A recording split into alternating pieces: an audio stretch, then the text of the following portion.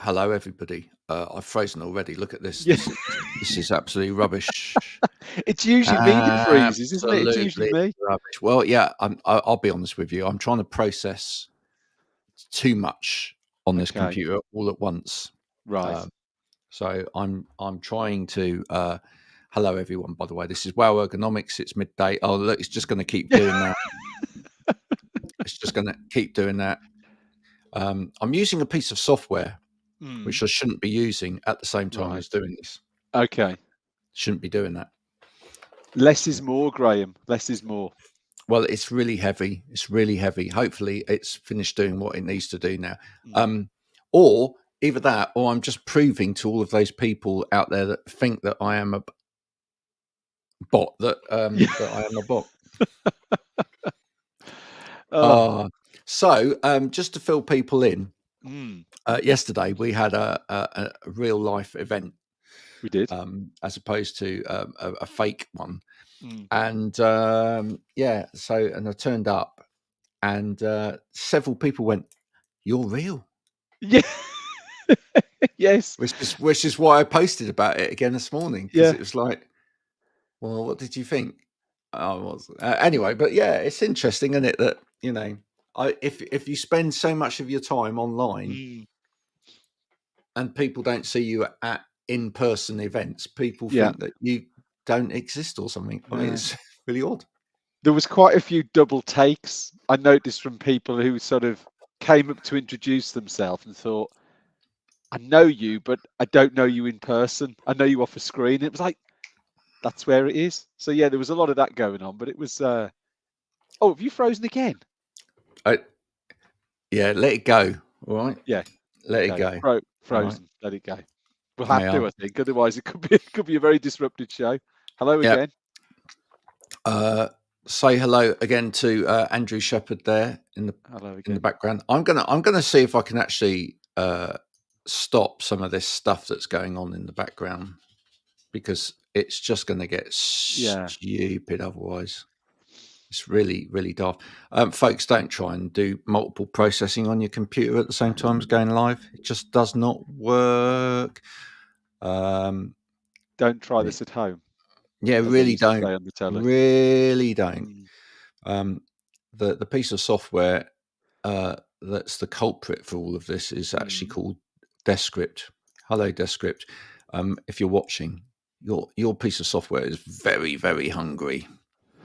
Very, very hungry for processing power, and it really causes mega problems for my computer, which ultimately is quite good most of the time. But as soon as I run that piece of software, it's all over the place. They're going to tell me, oh, well, you need to upgrade to this and that and whatever. But I'm telling you, it's just that piece of software. But you know, one of the good things to come is, as you were doing that, I was just looking around at the border that we've got around our screen, and we've got the old Backer Elkhausen logo on. I'm going to put that on my to-do list now, live, is to send you the new Backer logo. So there we go. Wow, you've got a new one. Yeah. Yeah. And why haven't we sorted that out then? I don't know. Maybe because when we do this show, we just get that involved in it that I don't look around the edges. I just look at the guests and me and you and all that sort of stuff. And I just looked and thought, I need to sort that out. I need to get Graham the new logo. So yeah, you do. We need to sort that out. I think it might be all right now. I think we're coming to the edge. Okay. Yeah, the original Max Headroom. Yeah. Do you remember that? Hello, I'm Max. Oh, yes. People that are too young to remember that will be going, what on earth are they talking about? It was it's kind of like, it was a weird thing. I think it was a Channel 4 thing. It was either 4 or 2. It wasn't one of the, when we used to only have 4 channels, it was definitely not one of the 2 mainstream ones. It was one of the 2 sort of. Sure it was 4, but yeah, you could be right. It could have been 2. And basically it was like this animated head. Yeah. That was meant to be like a robot type thing, and he was a presenter. Yeah. And he went like that. It was quite annoying. Yeah. Yeah. I think, it's for a while, like every kid in school sounded like they had a stutter. Yeah, because they were just or wanting to be like Max Edry. because they were, yeah. It was just kind of weird. Anyway, let's talk about yesterday. It went really well. It did, and I was going to ask you because obviously I get out and about a lot more than you do, but Mm. but you used to prior to March 2020 get out a lot more. What was it like for you? Sort of almost start of the day to the end of the day. How did you find the experience? What did you think about transport? How did you feel at the end of the day? Did you find it draining having not done that for a while? What was your sort of Oh, overall feel for the day? that's a really interesting question. Yeah, I was quite exhausted. But there it was a long old day because I was Mm, up at 5:30 yeah, and probably in bed by about 11. So it's quite a yeah. long day from start to finish. But I mean, in terms of the journey, it was as I would always remember journeying into London, Mm, which is the first bit. This is all going to be quite boring for some of you now, but so I live in the southwest of the country, which is somewhere. This we'll have another conversation about this in a second, but it's somewhere that a lot of people know exists but have never been to. mm, All right, and so rather than try and take a train all the way into London, because that's problematic, right? And I'll tell you why it's problematic. It's problematic because a lot of the time from right down this end into London, they get cancelled. mm, Since COVID and train strikes and whatever else, very often if you've booked right from this end mm, into London, it gets cancelled, and it's the first part of the line that gets cancelled. So I rarely do that, and therefore I drive to Andover. But there's another reason for doing that as well, which is depending if you're not quite sure what time you're going to be leaving, mm. the trains out back to Exeter St David's finish at a certain time, Right. Okay. right? Whereas there are trains all through the night out to Andover. So you're okay if you've stopped at Andover Mm, and then gone in from there. You know that whatever happens, you'll get back to Andover yeah. and then home. So the car bit to Andover was fine, apart from the bit where they're rebuilding the A303, which is going to be really interesting in this next week or so, with Glastonbury Festival coming on. Okay. Right. Going to be really interesting. If you're heading out for Glastonbury soon, I'd go now. Yeah. It's a week away, but I'd think about leaving this afternoon, is what we're I saying, think isn't it? I'd think about leaving this afternoon Yeah.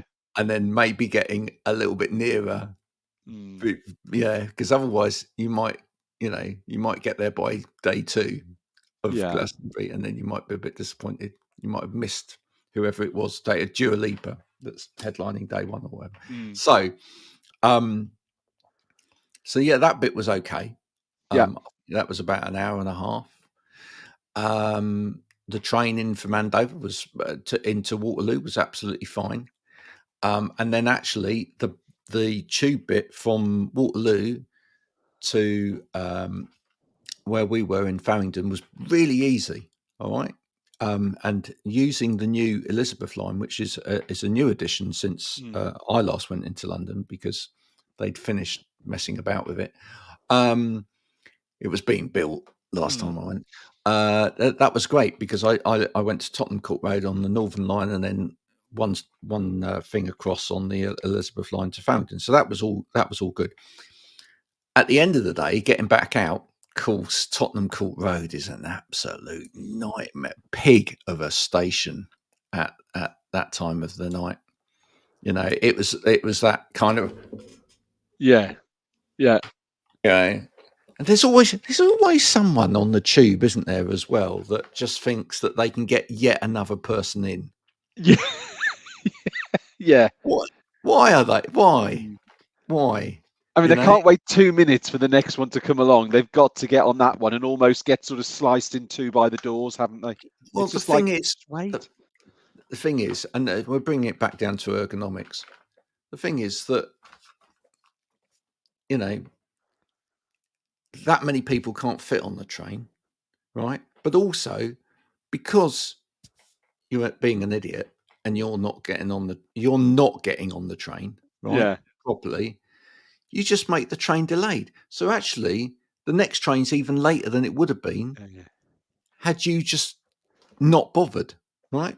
Because they're like this, they're trying like that, Yeah. and they've got an arm still hanging out, and then the Yeah. guard goes, "Could you please get out the train?" Because and Yeah. so they then end up getting out the train, having spent 2 minutes trying to get. It just puts everything back. Yeah. Just stop it. Just be I know. sensible. Mm. Or either that, or what we need is like they have in is it China or somewhere where they literally have people that push them into the trains. Yeah. Oh, really? You Have are you not getting s- on this train? have you not seen that?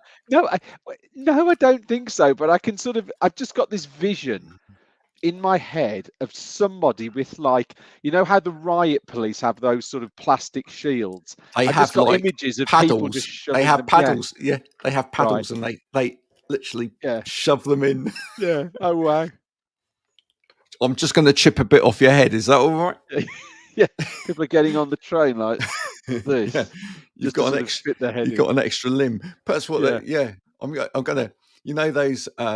Don't try this at home, folks, because it is No. dangerous. But those like things that you use for like getting your extra bed linen and whatever under your bed, which is vacuum packed, so it Yeah, goes. yeah, yeah, yeah. You can That's a, imagine someone going like, "Right, yeah, we're going to suck all the air out now yeah, on the train, yeah, so we can get some more people in." yeah, yeah. Yeah, anyone that's wearing one of those big puffer Big coats, puffer coats. Yeah, that's going to go. yeah. It We're getting won't that. be. It'll just be a coat at the end. It won't be a puffer coat. It'll just be a coat when you get off. Yeah, we get another two people on because of that. Yeah, so no, it was good. So yeah, it was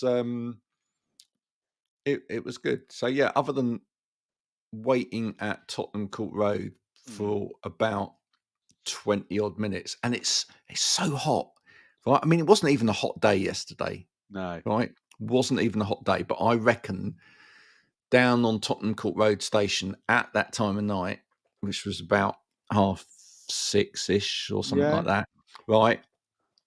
It must have been about 40 degrees. Must have been. Yeah. Unbelievable. It's just mad. Yeah. Now you were saying there because you obviously haven't done the trip for a while, and it might have been too small a time frame, and the answer might be you haven't got any observations. But did you notice anything, casting your mind back when you did the trip regularly, anything sort of post-COVID about the journey? Was there anything that stuck out and thought that didn't used to happen, or that's new, or actually anything that's exactly the same? Was there anything that sort of stuck out as something that was a bit of a change from what you would used to do when you did the commute on a regular basis? No, it's all exactly the same as it used to Oh, be. really? Exactly the same. Yeah. Exactly the same. Yeah. Mm. I think we've complete. That's quite an interesting point that you raised there, because clearly, straight after COVID and whatever, people were still being, and actually just before we went Mm. into, we knew what was actually happening. That was Yeah. that was a that was a really strange period. Mm. That bit where we didn't know what was happening, and I'll come back to that in a minute because I've got a great story about that. Okay. But the periods directly after, some people were being really careful still. So you still had kind of this element by which you could see it in some people's eyes that they Mm. really didn't want you anywhere near them. Yeah. Yeah. Yeah. But now, I mean, you look at that train yesterday, you look at like the way people were behaving. I mean, like it was like, if you were going if you were going to catch something, you were going to catch something because like, Yeah. Yeah. you know, there's someone's armpit, Yeah.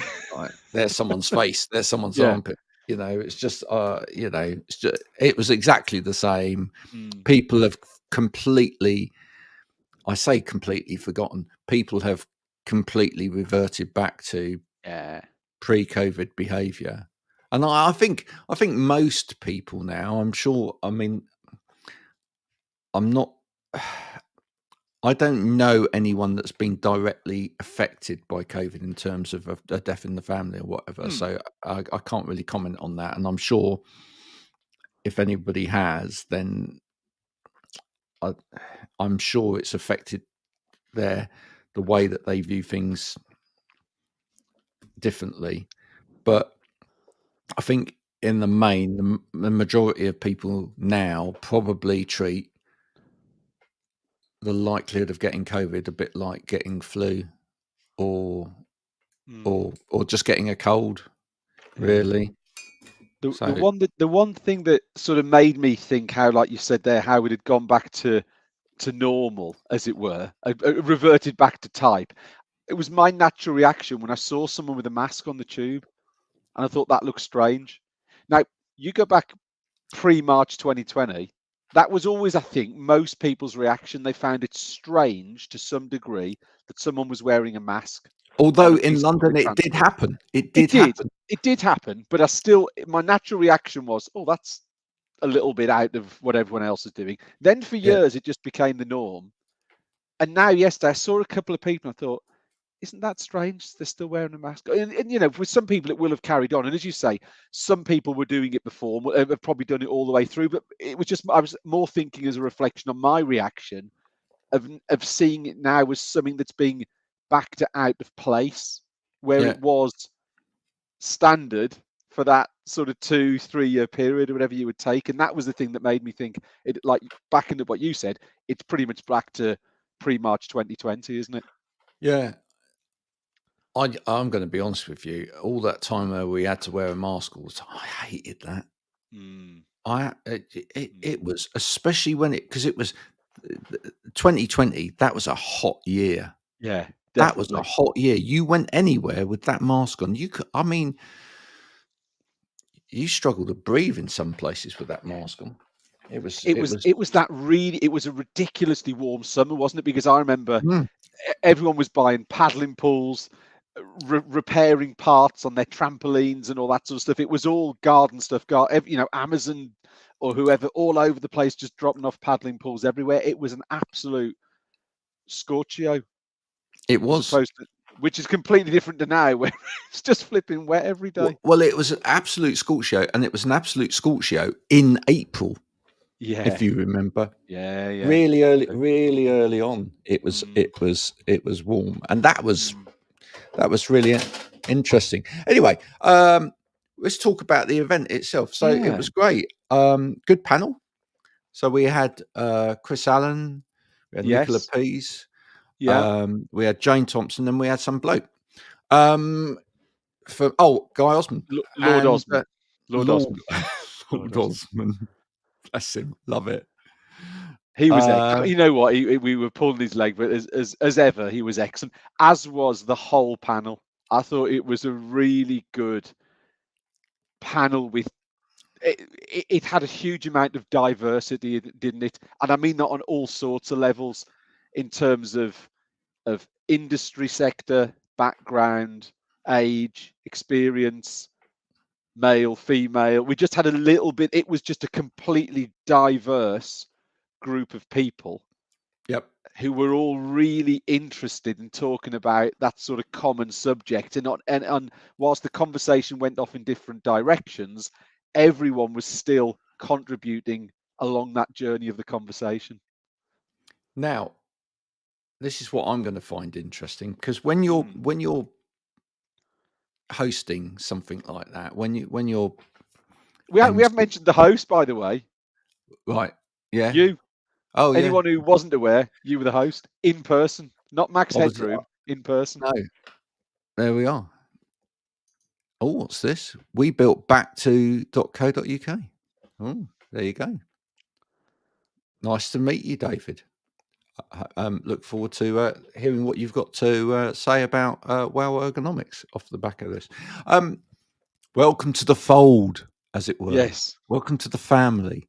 I will comment on that in a minute as well, because it was really nice to hear that people had actually heard of this show. God, I was amazed. Yeah. Anyway, Pleasantly but amazed or pleasantly shocked? amazed, Pleasantly pleasantly amazed. shocked. It was great, Yeah, wasn't it? yeah. Yeah. But when you're in the middle of hosting something like that, Mm, and you're actually so focused in on keeping the flow of the conversation going, and yes, you're sort of taking in every sort of nuance that everybody's talking about, but you're probably not getting a feel for what's mm, coming out of that conversation, if you know what I mean. mm. Yeah. So it'd be interesting to get from you Yeah. what sort of takeaways were came out of the conversation. I was thinking about that, but this morning actually thinking this is where the conversation potentially could go today. And I think there were a couple of things that sort of stuck out for me. I think there was universal recognition that the C-suite needs to be the driver in culture and change within businesses. Yep. And that disconnection piece was, and it went from Guy to Jane to Nicola to Chris. There was this sort of global, let's call it, recognition that there is an element degree, which were varying degrees of disconnection between the C-suite and the actual rest of the business, and, Yep. and and driving culture. That was the one thing that sort of really stuck out for me, was the first point. The second one, and we can sort of expand on these, but the second one was more about how there was recognition that some companies are doing things right. But the feel I came away from was that the majority, the perception or the reality could be, is that most companies aren't doing it right. And that was a little bit, was it surprising? Maybe it was, maybe it wasn't. But I think having different people from different sectors all saying, look, hang on, there are some things that are being done really well by large companies around health and well-being and culture and that sort of thing. But the impression I came away was is that more companies aren't doing it right than are. And that then just smacked to me of opportunity. Yeah.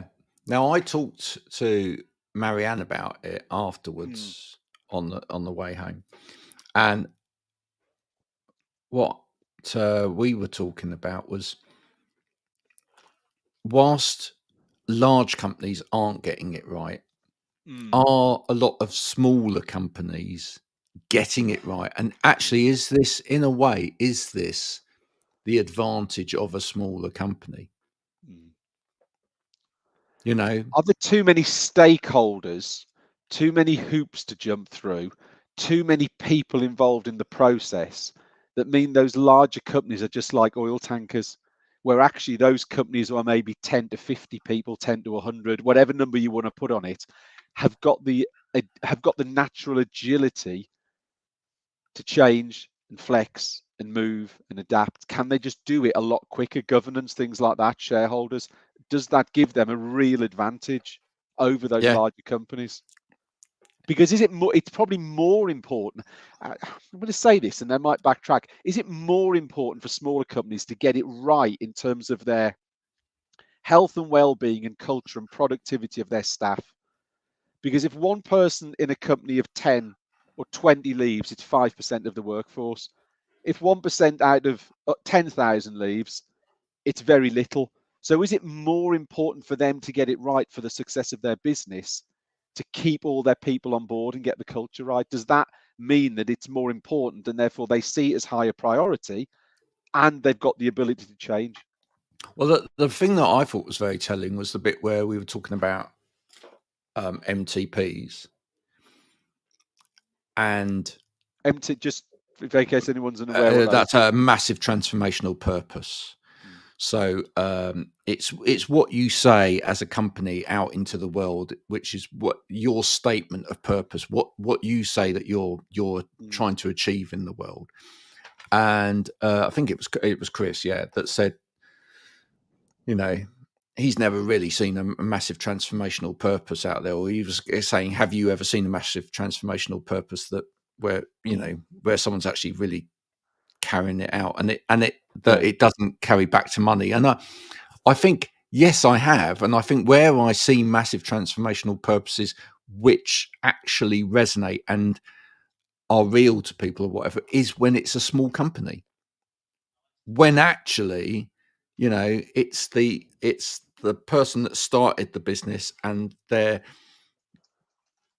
disciples, if you like, around them, who have bought into that purpose, pushing that purpose out because they want to make that change in the world.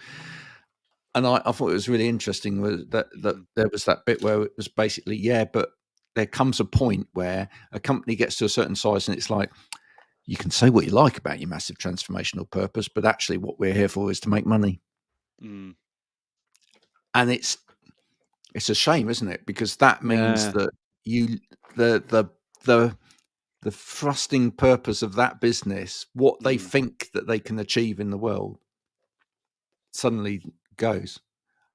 And I'll bring that up again today because people might listen to this and go, "Well, controversial that." Actually, we do believe that if this is what we say our massive transformational purpose is, actually we can achieve it.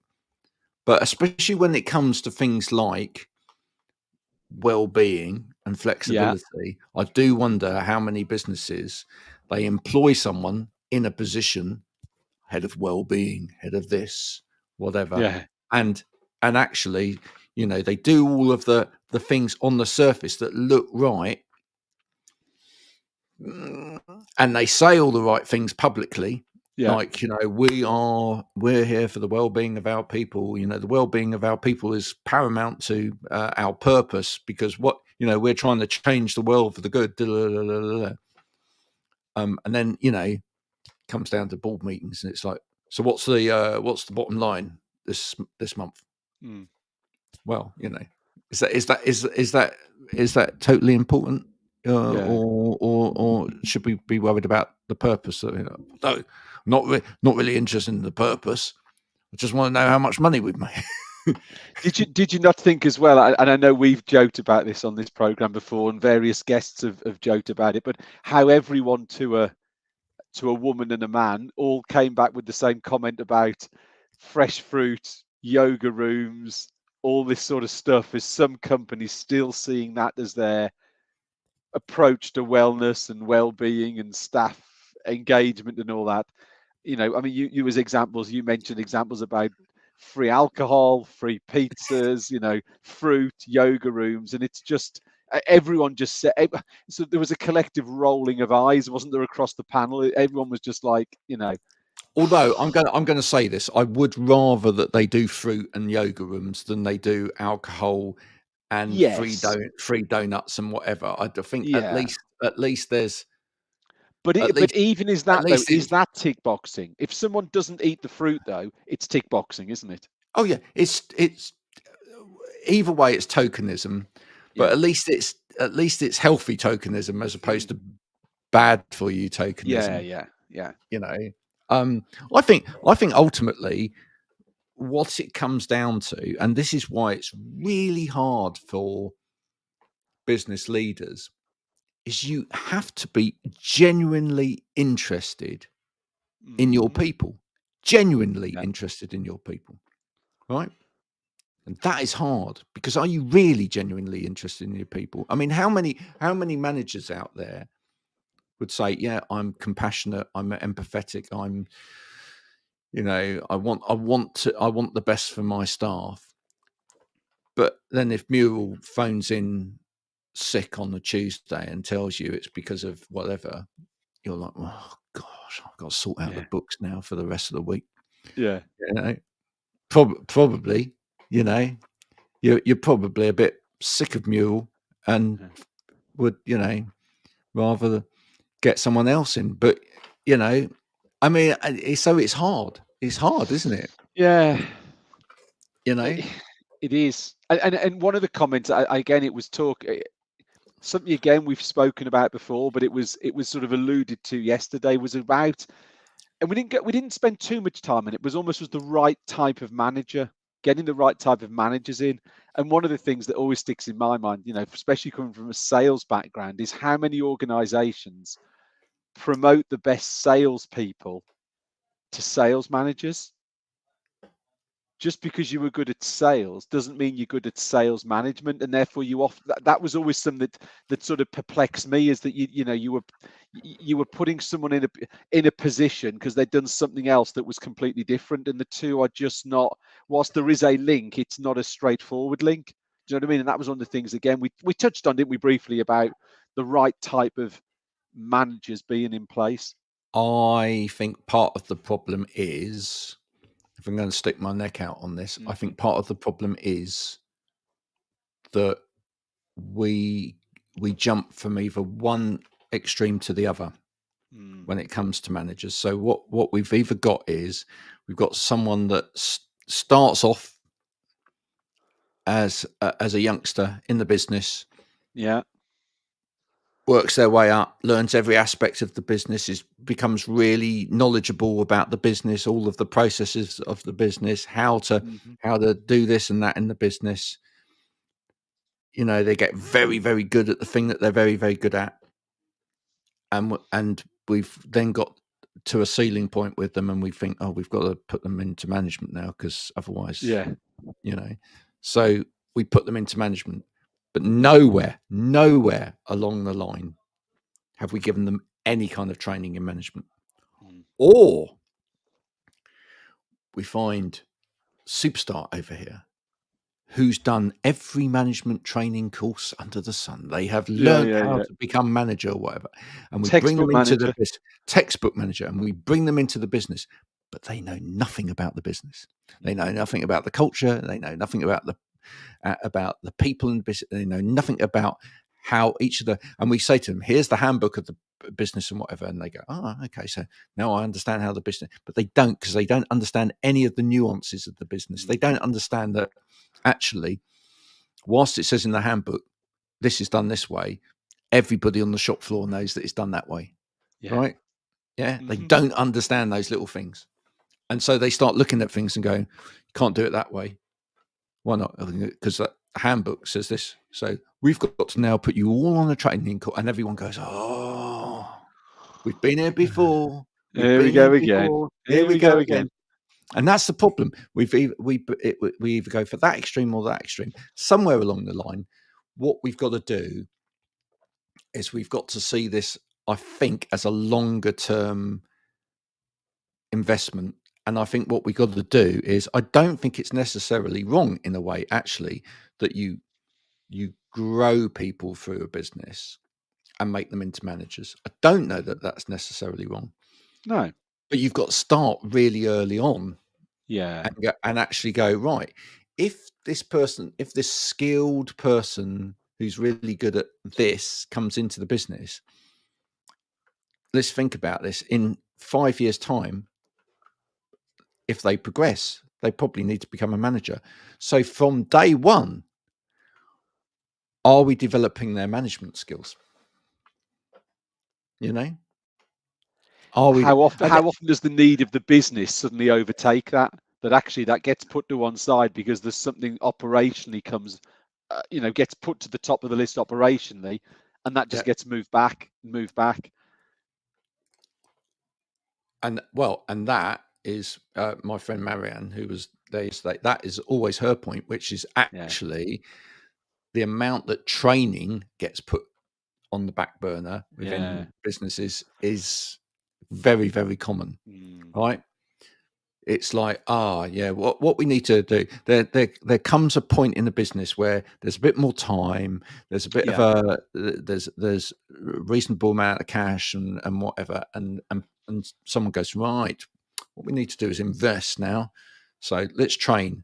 And then there comes like a trough period or whatever, and it's like, cut back on training now. It's like, and that's part of the problem as well, is that, in terms of the way that that we outline a business, perhaps we don't leave enough money in the coffers in businesses to go, right, even if we've got fallow times, we've still got to have money for that.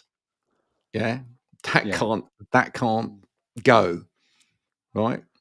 The sports car that the MD's driving around, that can go, but not the training. No. Yeah. Now, you asked me a question, and I know you said obviously as the moderator host, you got indulged in it. But the question you asked me, I'll ask back to you. What were the sort of 1 or 2 or 3 main takeaways that you took from the session yesterday, whether it was during the panel bit or maybe conversations before or after? Because we did spend a good hour before and a good couple of hours afterwards sort of talking to people less formally. Was there anything that sort of stuck out for you? Yes. I mean, one of the main things for me, and I'm really glad it happened, was there was a moment within the whole thing where there was a little bit of tension in the room about Yeah. A&D and designing for people and the effectiveness of that. And I'm actually really pleased that came up, because I Yeah. think it is, I have to say, it is something that unfortunately I think the A&D community suffers with a little bit, which is that, yes, you may think that you have designed a room around people and that you're actually creating the best space, and you may have had a fantastic load of conversations with the bosses of the business, right? And this goes back to that C-suite disconnect thing. You may have had great conversations with the C-suite of the business about what they want, their vision for what they want in that room, right? It's a bit like the massive transformational purpose thing again, right? And so you have created this beautifulness for them, but nobody's ever asked anybody on the shop floor. Nobody's ever asked anybody at the base of it. And any ergonomist will know, right?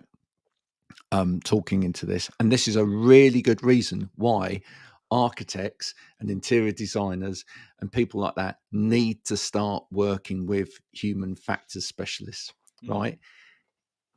Is that unless you actually start looking at how people are currently working, modes of work, thinking about intelligently about actually practically, will people use that, won't they use that? Yeah.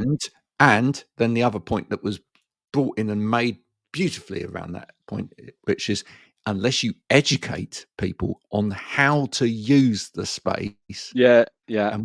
right, they won't use it. They will not use it.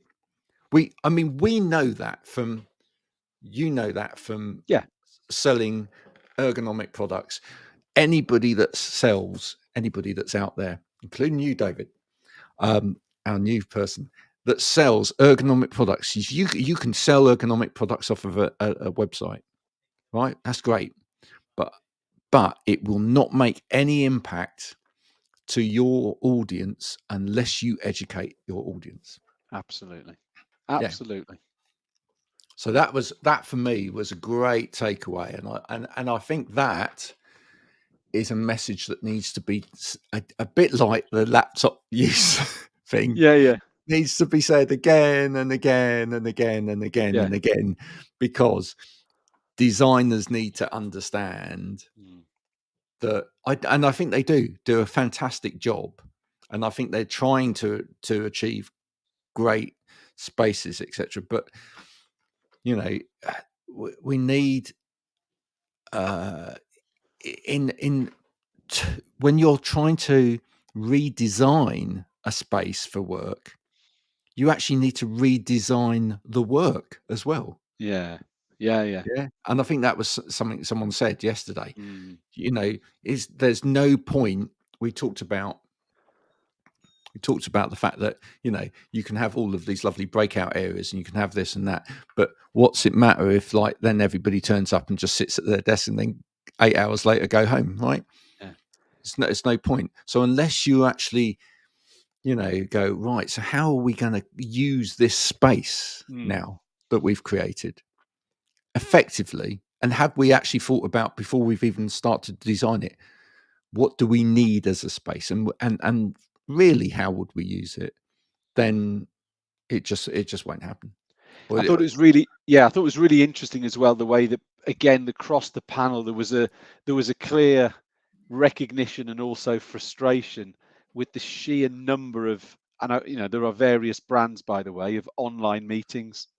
That was something that was mentioned a Uh, number of times, wasn't it? People just saying that, that their whole sort of work and thinking of well-being and productivity and fitting that in is, how can you get things done if you are just spending all your days on Teams, Zoom, whatever it would be, calls? That was something that I thought was quite interesting. And Chris mentioned it, and a couple of the others picked up that one of the things now is diaries are just full of online meetings. And there's and that, if we're trying to get people to collaborate, how are people going to collaborate if they're going into an office, say, and they're just sitting there doing call after call after call? So there was a big sort of, I felt like a cry for, can we please stop the amount of online meetings that are going on, and allow people to breathe and do their jobs? well, interestingly, I don't want to spend the next 5 minutes selling my services, but I will spend the next 5 minutes selling my services. Um, Shameless, interestingly, shameless plug. No, a shameless shameless plug. plug. Yeah. I had a conversation afterwards with Mm, someone in the interiors world about what I do, and one of the things that I talk to clients a lot about is actually if you're making conversational content with people, and mm, especially if some of that conversational content you can aim it at being with potential clients, right? yeah, You've just circumnavigated a massive part of what you need to do, right? yeah. Because now you don't need to have a meeting with a potential client, right? To discuss the potential. Mm, You're making that time with that potential client mean something, but you're not only does that time sit on Zoom somewhere as a nothing, right? You're using that as content as well. So you're yes. doubling up on your time. Yeah. And that's Mm, something that, when people talk about working smart is not copying someone else's rubbish content, putting it into chat GPT. Other AIs are available. are And available, yeah. right, and going, make me a version of this, which is equally as rubbish, right? I'm not saying that people do that, but they do. That's not smart working, right?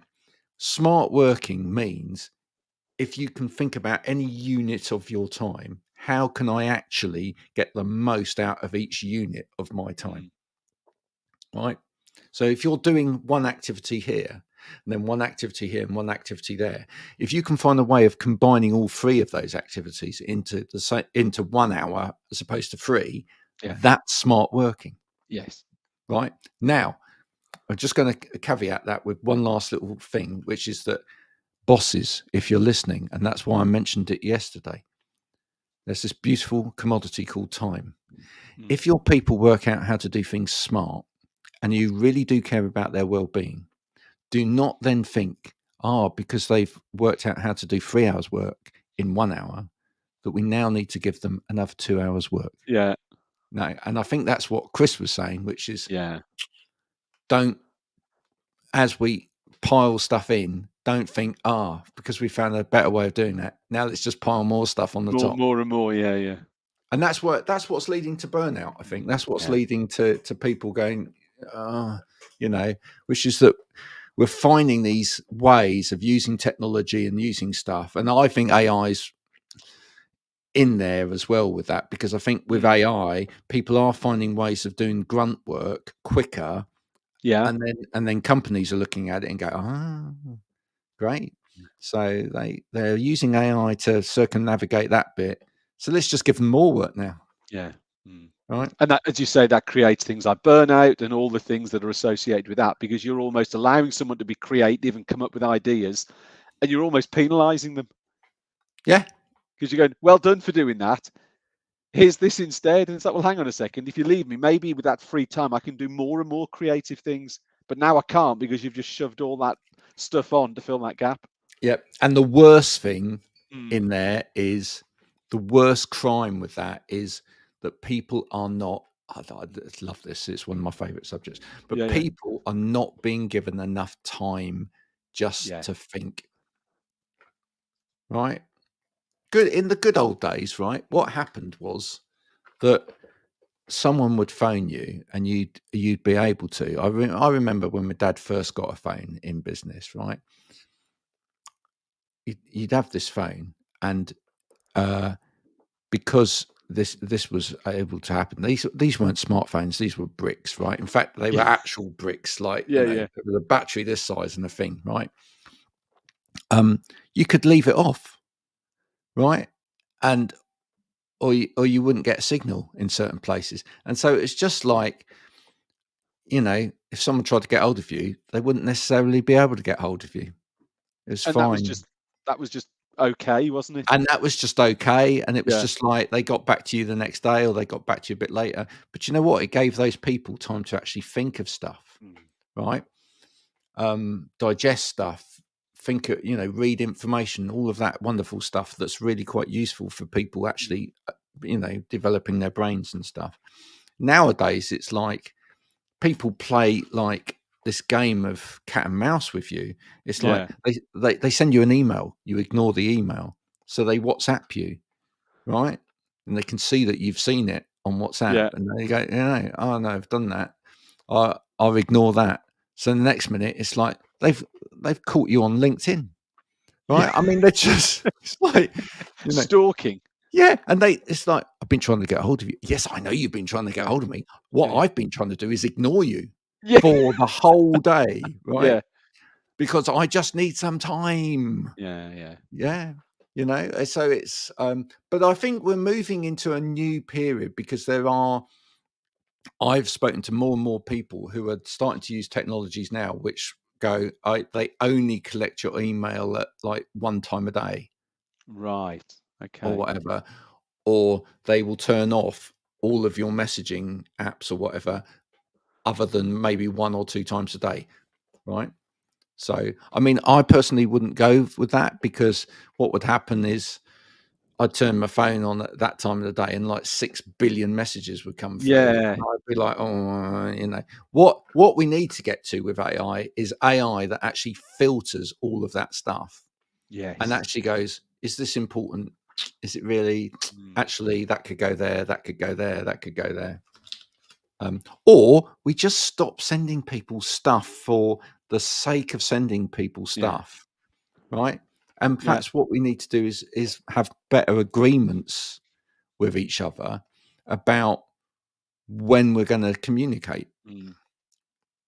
Like, here's the projects that we're on, etc. We're going to meet once a week to go through, and we'll have a long meeting once a week and go through all of that. The rest of the time, Mm. I'm going to leave you alone.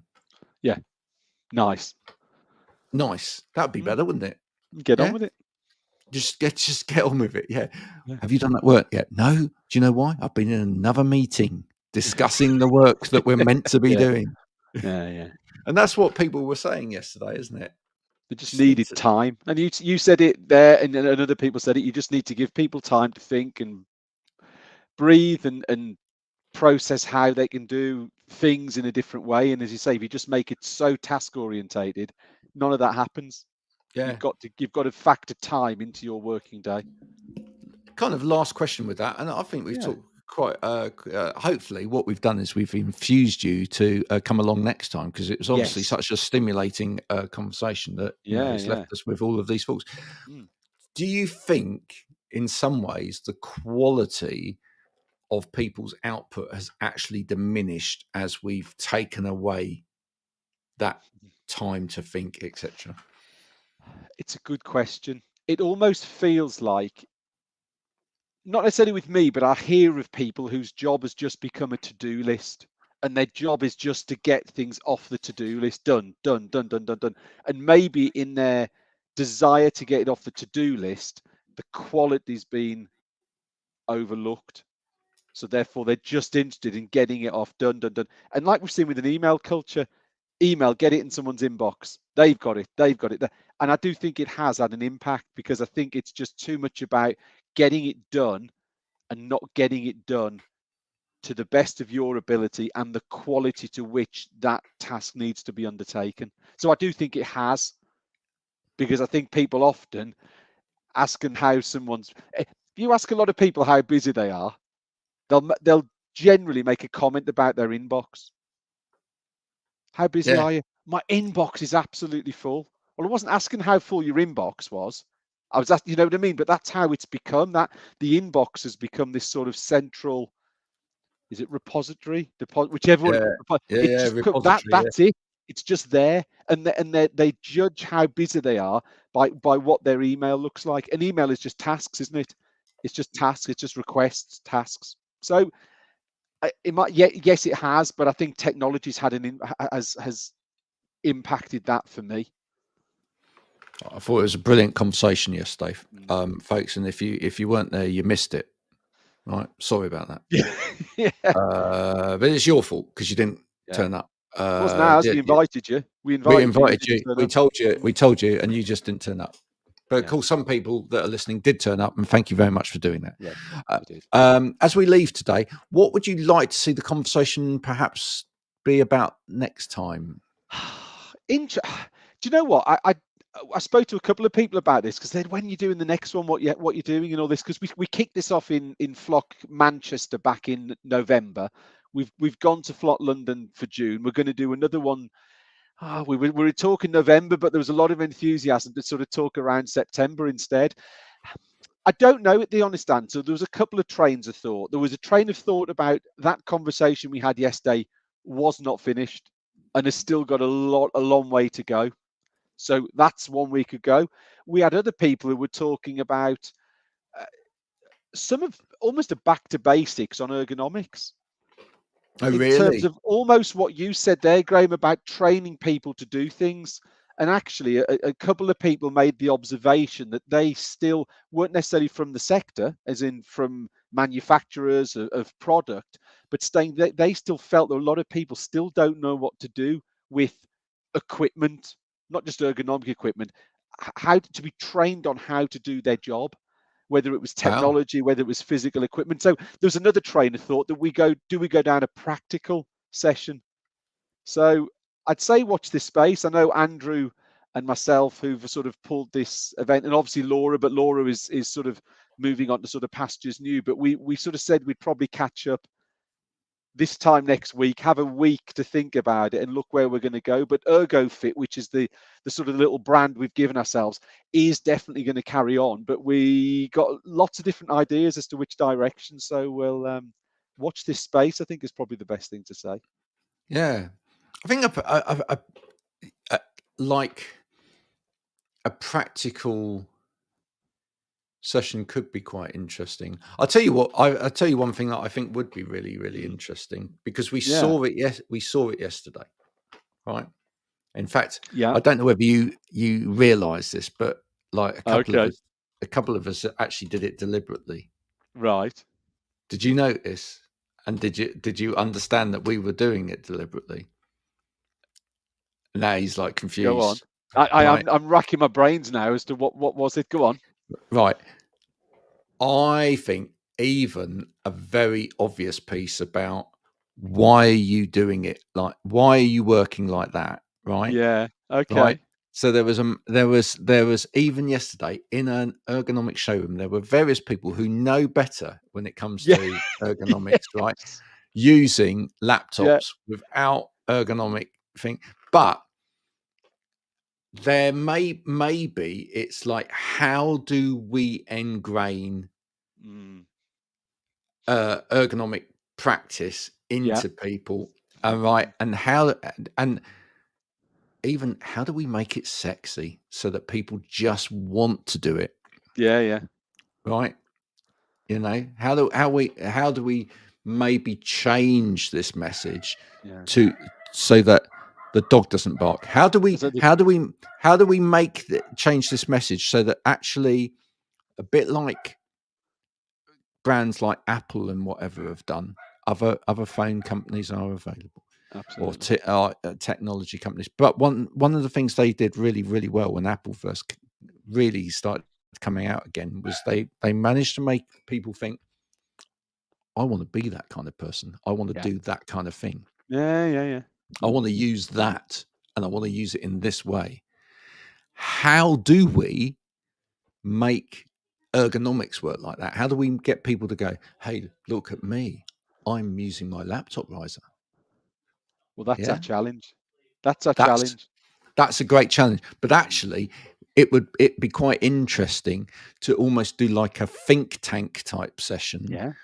where we try to get people to create the ultimate kind of campaign Yeah, yeah. for, you know, getting people to be using this stuff more effectively. Mm. Because that, and sort of go, well, why wouldn't this work? Why hasn't that worked? Yeah, Yeah. And just get as many brains on that as possible, because that would be great. absolutely. Absolutely. Get Apple to start promoting healthy working practices. Well, Yeah. actually, funnily enough, Phil, they do.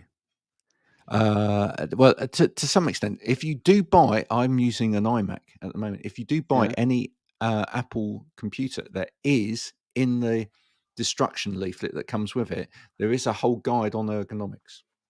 So they Hmm. do, compared with a lot of manufacturers, they do give Right, okay. guidance, so that they do Okay. recognise it.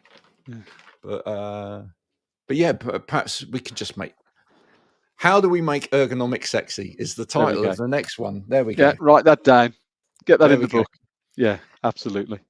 Thanks everybody for Enjoyed it. watching, listening. If you've enjoyed today's conversation, then good on you. I see there's been a lot of people watching today, which is Lots. great. Lots and lots. And I said I'd just comment on it briefly. I did ask at the event yesterday how many people had heard of Wow Ergonomics, and I'd say about 80% of the room put their hands up. So that was Okay. fantastic. And that's because Happy I days. paid them. But Yes. Yeah. not really. Yeah, do come along to the next event. We'll let Yeah, you know when it is. Do come we along, will. because otherwise you'll be missing out. Have a nice weekend, everybody. Yes. And we'll see you next week. Same time, See you same next place. week. See Bye you for then. now. Bye.